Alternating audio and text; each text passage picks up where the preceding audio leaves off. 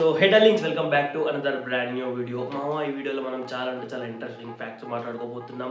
Spirit సినిమాకి సంబంధించిన look leak అయింది అన్నారు కదా, ఆ లుక్ ఒరిజినల్లా కాదా అనేది, అండ్ దాంతోపాటు ఐబొమ్మ రవి గురించి చిన్న అప్డేట్ వచ్చింది, అండ్ రాజాసాబ్ సాంగ్కి సంబంధించిన ఇంట్రెస్టింగ్ ఫ్యాక్ట్స్ అనేవి ఈ వీడియోలో మొత్తం కవర్ చేద్దాం. వీడియో లెంత్ చిన్నగా ఉంటుంది కానీ కంటెంట్ చాలా స్ట్రాంగ్గా ఉంటుంది. సో ఇంక లేట్ చేయకుండా వీడియోలోకి వెళ్ళిపోతాం. వీడియోలోకి వెళ్ళాలంటే ఇప్పుడు చెప్పేది, కొత్త వాళ్ళు వస్తే మన ఛానల్ సబ్స్క్రైబ్ చేసుకొని లైక్ చేసి నాకు చిన్న బూస్టప్ ఇవ్వండి. అండ్ మన వాళ్ళు అంటే యాజ్ యూజువల్ వీడియోని లైక్ చేసుకోండి. అండ్ ఇక లేట్ చేయకుండా వీడియోలోకి అయితే వెళ్ళిపోదాం. Fact number 1, ఇమ్మాడి Ravi. ఈ పేరు కన్నా ఐబొమ్మ రవి అంటే ఇంకా బెటర్ ఏమో. అసలు ఐబొమ్మ రవి అన్న కేసులో ఏం జరుగుతుంది అనేది ఇట్లా చూసుకుంటే మీకు ఆల్రెడీ బయట అప్డేట్స్ తెలిసే ఉండొచ్చు అనమాట. ఐబొమ్మ అనేది బ్యాన్ అయిపోయింది, కానీ ఐబొమ్మ ఒక్కటి బ్యాన్ చేస్తే సరిపోతుందా? దాంతోపాటు పైరసీ చేసే వెబ్సైట్లు చాలా ఉన్నాయి. మరి వాటి పరిస్థితి ఏంటి? ఐబొమ్మ పైరసీ చేసింది అంటున్నారు, కానీ నాకు తెలిసినంత వరకు ఐబొమ్మ సైట్లో నేను ఇంతవరకు పైరసీ చేసిన ఒక్క సినిమా కూడా చూడలేదు. రీసెంట్గా ఒక పుష్ప సినిమా ఏదో అప్లోడ్ చేసింది అనుకుంటా. అది కూడా ప్రొడ్యూసర్స్ ఎవరో సంథింగ్ ఐబొమ్మని టార్గెట్ చేయడం వల్ల ఆ సినిమాని అప్లోడ్ అయితే చేసింది. అంతకు మించి ఐబొమ్మ ఏ సినిమాని కూడా పైరసీ చేయలేదు. ఆ ప్రింట్ హెచ్డీలో ఓటీటీలోకి వచ్చిన తర్వాతనే ఆ సినిమాని ఐబొమ్మలో ఫ్రీ ఆఫ్ కాస్ట్లో చూసేవాళ్ళు అనమాట ఆడియన్స్. అలా ఐబొమ్మ అనేది ఒక మార్క్ని బిల్డ్ చేసుకుంది.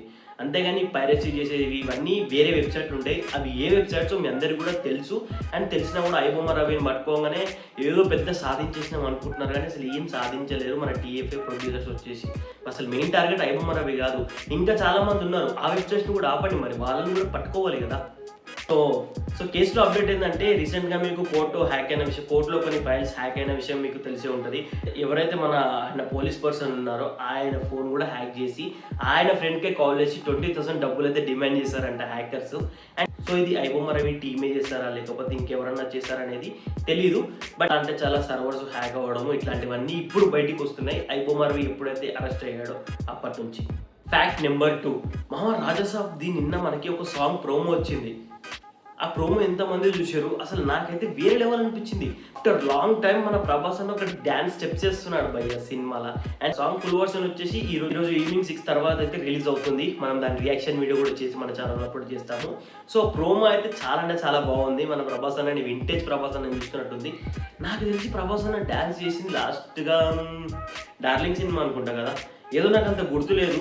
డార్లింగ్ సినిమానే నేను అనుకుంటున్నా, లేదు వేరే సినిమా కింద కామెంట్లో మీరు చెప్పండి. సో ఫుల్ సాంగ్ వచ్చేసి మనకి ఈ రోజు 6 PM అయితే రిలీజ్ అవుతుంది అనమాట.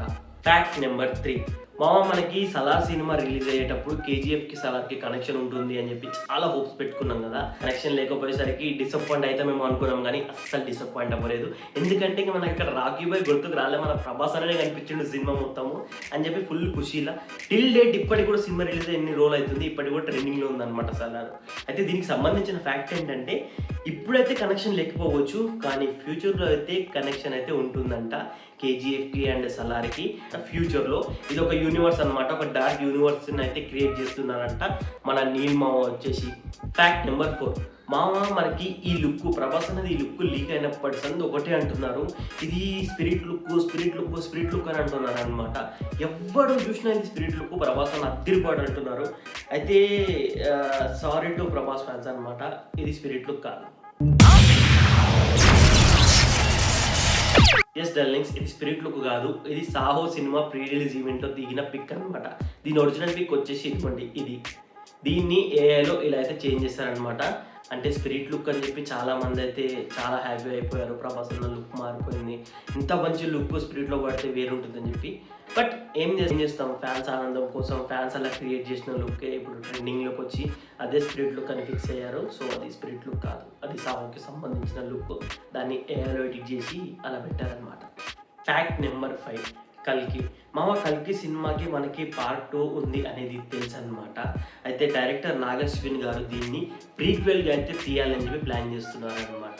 అంటే part 2 in the sense conclusion అవుతుంది. ప్రీక్వెల్ అంటే ఏంటంటే, ఏదైతే మనం పార్ట్ 1 చూసినామో ఆ పార్ట్ 1 కన్నా ముందు పార్ట్ అనమాట, దాన్ని అయితే మన నాగశ్విన్ గారు ప్లాన్ చేస్తున్నారు అనమాట. మరి ప్రీక్వెల్లో ప్రభాస్ అని ఉంటాడా డార్లింగ్ అంటే ఉంటాడు, బట్ స్టార్టింగ్ నుంచి ఉంటాడు అనమాట.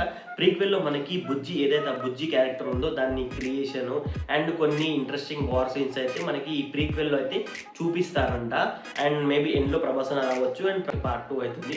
సో ఈ ప్రీక్వెల్ అనేది మీకు థియేటర్లో రాదు, వెబ్ సిరీస్ లాగా వస్తుంది అనమాట. అనౌన్స్మెంట్ వీడియో కూడా వచ్చింది అనుకుంటా.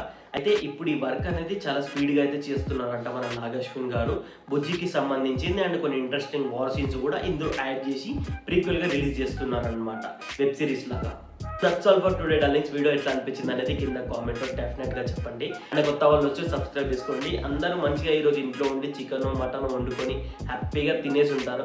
తినేసి మంచిగా పడుకోండి, ఎందుకంటే తెల్లారితే మండే మళ్ళీ అదే ఇంకా రొటీన్. సో మళ్ళీ బ్యాక్ టు రొటీన్ లైఫ్ అనమాట. సో అంతే. సో మళ్ళీ కలుద్దాం నెక్స్ట్ వీడియోలో. Thank you team 2 tickets. జై శ్రీరామ్.